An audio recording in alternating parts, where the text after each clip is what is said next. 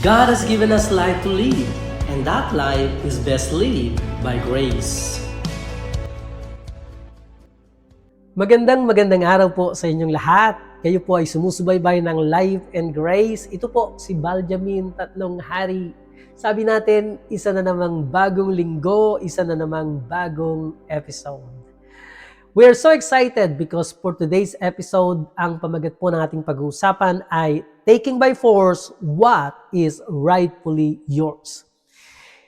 Pag-uusapan po natin ang ating mga karapatan at hindi lamang po ito yung karapatan bilang mga mamamayan sa isang pamayanan, kundi ito po ay mga karapatan, specifically karapatan na ipinagkaloob sa atin dahil sa binayaran nito ni Kristo nung siya'y mamatay sa krus ng Kalbaryo. At nais ko pong magsimula sa isang tanong. Narito po ang tanong. Ilan sa mga pangako ng Diyos ang alam ninyo? Naku, marami po siguro kayong masasabi. Kasi napakarami po naman talaga ng mga pangako ng Diyos na nakasulat sa Biblia. At maaaring na itatanong mo, ang lahat ba ng mga pangakong ito ay pwede kong maranasan? Sabi po ng 2 Korinto, Kapitulo 1, talatang 20 ay ganito. Sapagkat gaano man karami ang mga pangako ng Diyos, lahat ng mga ito kay Kristo ay oo. Kaya't sa pamagitan niya ay nasasabi namin ang Amen sa ikaluluwalhati ng Diyos. Wow, praise God. Sabi po sa wikang Ingles is, for all the promises of God are yes and amen in Christ. Praise the Lord. Para po sa ikaluwalhati ng Panginoon. Alam niyo, every time na ang pangako ng Diyos ay maggaganap sa inyo, mangyayari sa inyo, naluluwalhati po ang Diyos dahil siya po ang nangako nito. Alam niyo po mga pangako ng Diyos, ang mga benepisyo na kinamatayan ni Jesucristo sa krus para sa atin, ay ninanais ng Diyos na maranasan natin.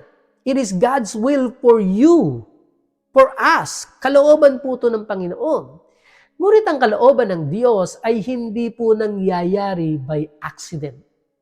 Kung ang kalooban ng Diyos ay nangyayari automatically, everyone would be healthy kasi kalooban ng Diyos na maging lumakad tayo in divine health. Wala sanang masasamang nangyayari po dito sa mundo. And you will live a perfect peace and prosperity sa buhay kasi ito po yung kalooban ng Diyos.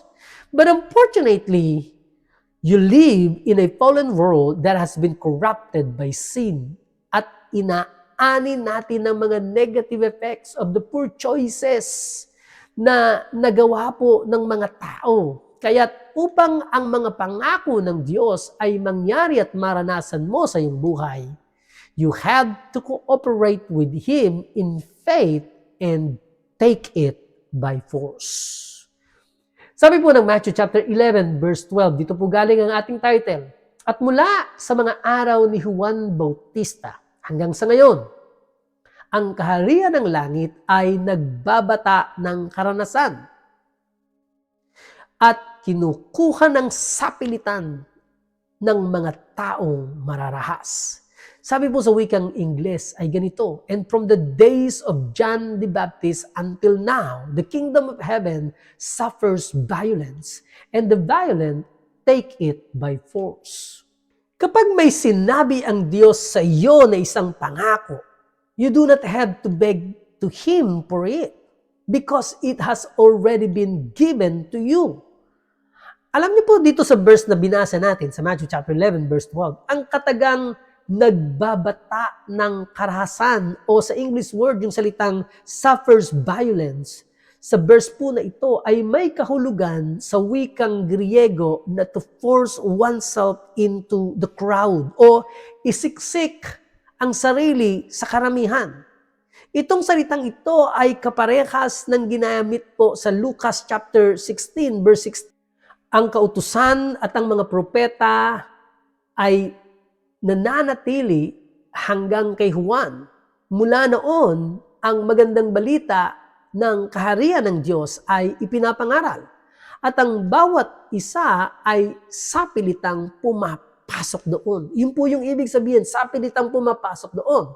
And the idea that Jesus was communicating in both of these passages was that bago pa po dumating ang panahon ni John the Baptist, ang ang pangangaral niya ng patungkol sa kaharian ng Diyos at pagsisisi sa kasalanan, the only way to approach God was through the Old Testament laws at yung pong mga sakripisyo.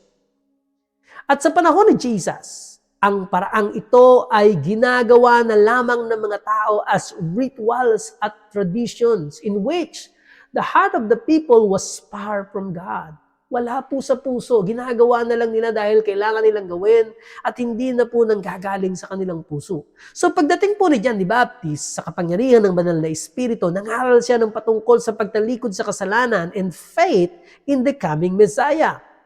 Marami pong tao ang dating hindi nagsusumikap na hanapin ang mukha ng Panginoon, ang nagpasimulang magsipuntahan sa wilderness, kung saan nandun po, kung saan nagbabautismo si John the Baptist, at nagpabautismo po sila kay John, confessing their sins and putting their faith in the coming Messiah.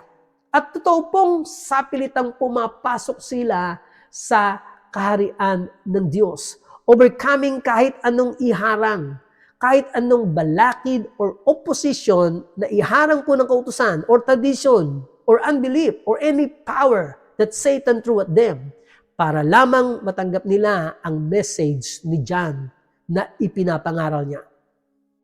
They were violently resolved in their zeal and forcefully pressing into the kingdom of heaven. Today po, kagaya po yan ng panahon ni John the Baptist na si Satan po is opposing the preaching of the gospel. At tanging ang mga taong may violent resolve o mayroong forceful behavior para matanggap ang kalooban ng Diyos ang makakatanggap nito. Kaya kailangan po natin ng ganitong attitude. And in the same way, the Lord has given you so many promises in the Word of God. It is written that He has promised you health. Pinangakuan ka rin niya ng abundance. Pinangakuan ka niya ng prosperity sa iyong buhay. And He has already said that He has come to give you abundant life. So tingnan natin ang ilan pong mga scriptural examples of people who decided that they would violently take what God has provided for them. Tingnan po natin. Alam po natin itong pinangako ng Diyos, ang promised land sa bayan po ng Israel. Di po ba? Nung sila po ay inalis ng Panginoon mula sa pagkakaalipin sa Ehipto, God as bringing them to the promised land. Ito po yung pangako ng Panginoon sa kanila. Na noong nasakop na nila ang Kanaan, and the Israelites were dividing the land among the people, meron pong isang lalaki, ang pangalan ito si Caleb. Si Caleb was ready. He had waited for more than 40 years na dumating ito. At ang sabi niya po kay Moses, sabi po niya sa Joshua chapter 14 verse 12 ay ganito, kaya ibigay mo sa akin ang kaburulang ipinangako sa akin ni Yahweh. Narinig mo rin na ang mga higante ay nakatira roon at matitibay na pader na naglalakihan nilang lunsod. Ngunit sa tulong ni Yahweh ay palalayasin ko silang sa lupaing iyon gaya ng ipinangako niya. Kahit na po sa edad na 85, si Caleb po said that he was as strong as he had ever been. At handa niyang palayasin ang mga higante sa lugar na yon na kanya na pong property kasi pinangako to sa kanya ng Panginoon and he is taking it by force. Isa pa po, kung natatandaan niyo po yung babae na may issue of blood for 12 years and was not even supposed to be in the middle of the town or in the crowd. Dahil according po sa Jewish law, kapag may issue ka ng blood, ay dapat i-isolate ka because you are considered unclean. Her illness had kept her in bondage and she was wanted na mapalaya po siya dito sa sakit niyang ito. Narinig niya po yung patungkol sa Panginoong Yesus at inisip niya sa kanyang sarili na kung mahawakan ko lamang ang laylayan ng damit ng Panginoong Yesus, gagaling ako. Ito po yung sinabi niya sa kanyang sarili. So he pressed her way through the crowd, which was an offense for which she could have been stoned. Pwede po siyang batuhin dito. Yet she reached out, touched Jesus, and took her healing. Hindi po hindi po niya hiningi yung healing, kinuha niya po. Sabi niya, kung mahawakan ko lang ang laylayan ng kanyang damit, gagaling ako. Kaya nung nag-press in siya sa crowd, kumapang po siya, hinawakan niya ang laylayan ng damit ni Jesus, ay tinanggap niya ang kanyang kagalingan. Mababasa po natin ang story nito in Luke chapter 8, verse 43 to 48. Isa pong lalaking lumpo ang dinala kay Jesus sa pamamagitan ng stretcher. Pero ang bahay po na kinaroroonan ni Jesus kasi nagtuturo po siya ay punong-puno. So, dinala po ito ng 4 niyang kaibigan. Pero hindi sila makapasok sa bahay. Kasi nga nagtuturo si Jesus, punong-puno po yung bahay. Kaya po, they went to the roof and began to tear a hole in it. Tingnan niyo po ito. At binaba nila ang kanilang kaibigan doon sa harapan ni Jesus. And when Jesus saw their faith, gumaling po yung kaibigan nila. Mabasa po natin ang storyang ito sa Mark chapter 2, verse 1 to 12. Yung pong pagtanggal nila ng bahagi ng bubong ng bahay ay nagpapakita po ng violent resolve or forceful behavior. Yung pagdadala nila, umisip sila ng paraan para talaga madala lang yung kaibigan nila sa harap ni Jesus. Isa pa po, kung natatandaan niyo yung Shunammite woman na dati pong baog or barren, ay nabigyan po ng anak sa pamamagitan po ng propeta. Pero pagkalipas po ng ilang taon, namatay po yung bata. Kaya ang ginawa niya, pinuhat niya yung bata, inilapag po ito ng nanay ng bata sa kwarto ng propeta na nagbigay sa kanya. Habang nasa labas po yung kanyang asawa, nagpaalam po siya at tinanong po siya ng kanyang asawa. Sabi niya, bakit mo kailangang puntahan ang propetang si Elisha? Ang sagot niya lamang ay, all is well. Hindi niya po sinabi niya sa asawa niya na patay yung anak. Sabi niya, all is well. Ang sabi po ay, mabuti ang lahat. At nung dumating po siya sa kinakaroroonan ni Elisha, sinabi niya ring muli yung salitang yun. Ang lahat ay mabuti. All is well. Hindi niya po sinabing, Elisha, patay ang anak ko. Yet, she grabbed a hold of the prophet and said to him, hindi ba't humiling ako ng isang anak sa aking Panginoon? Sabi niya, hindi ba sinabi ko, huwag mo akong dayain? Ito po ay sa wikang Tagalog. Hindi po siya lumapit na parang naninisi or begging him to come and heal her child. Ipinaalala niya lamang sa propeta ang pangako ng Diyos sa kanya. And in fact, hindi niya rin po sinabi sa propeta ang katagang patay ang anak ko, kaya pumunta ka. Hindi po. So Elisha went, and the boy was raised from the dead. Mababasa po natin ang story nito in 2 Kings chapter 4, verse 8 to 37. This Shunammite woman, with violent resolve, took her son's healing by force. Ang tanong natin, ano ang pinapakita ng mga scriptural examples na ito? What exactly can we learn from these examples of violent believers taking what is rightfully belong to them? Unang-una, discover the promise. Tuklasin mo ang pangako ng Diyos sa buhay mo. Ano ang pinangako ng Diyos para sa iyo?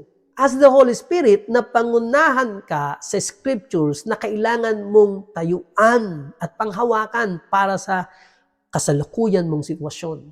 Pag-aralan mo ang mga pangakong ito. Pwede kang mag-explore ng mga previous podcast po natin, ng mga previous recording natin, especially yung relevant sa mga pangangailangan mo.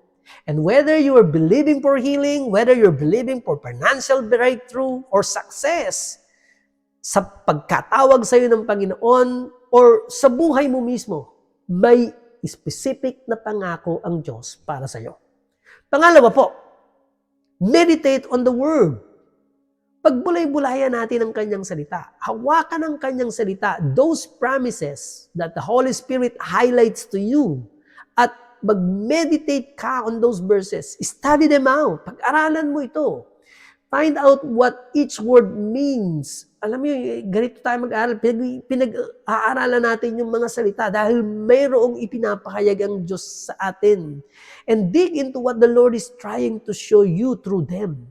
Ulitin mong sabihin ito sa iyong sarili, ang mga pangako ng Panginoon throughout the whole day.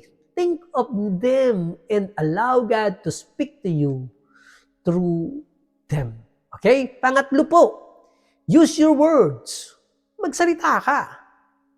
Magsalita ka kasi ang inyo pong salita ay may kapangyarihan. Your words have power. They have power to work for you and they have power to work against you. So make a decision na gagamitin mo ang iyong pagsasalita for your benefit.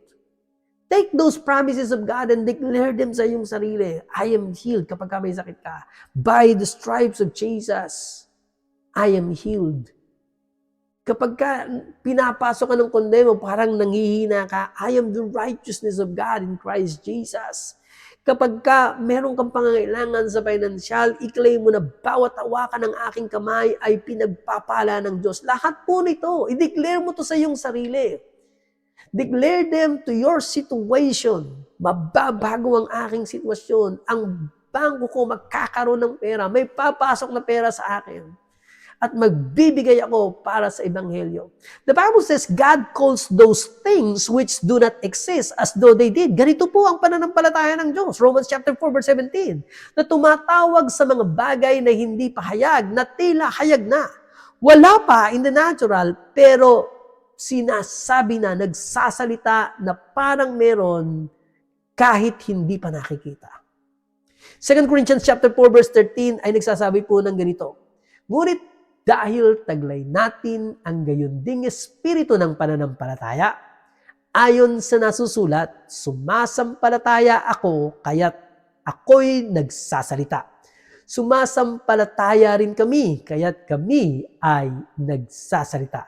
Napakagandang verse po nito, na dahil po tayo ay we possess the same spirit of faith, na nananampalataya, we believe and we speak. Kaya po tayo nagsasalita. Kung talagang naniniwala tayo sa mga pangako ng Diyos na binigay sa atin, we meditate on it, we ask the Holy Spirit to lead us on those verses, and kapag ka nag-highlight po ang banal na Espiritu sa atin na mga pangako ng Panginoon, tayuan mo ito at i-declare mo ito sa iyong sarili. Kung talagang naniniwala ka, magsasalita ka, you don't care whether may nakakarinig o hindi. Mas maganda pa nga po may makakarinig because mapapatunayan nila na ang salitang tinanggap mo sa Panginoon ay totoo.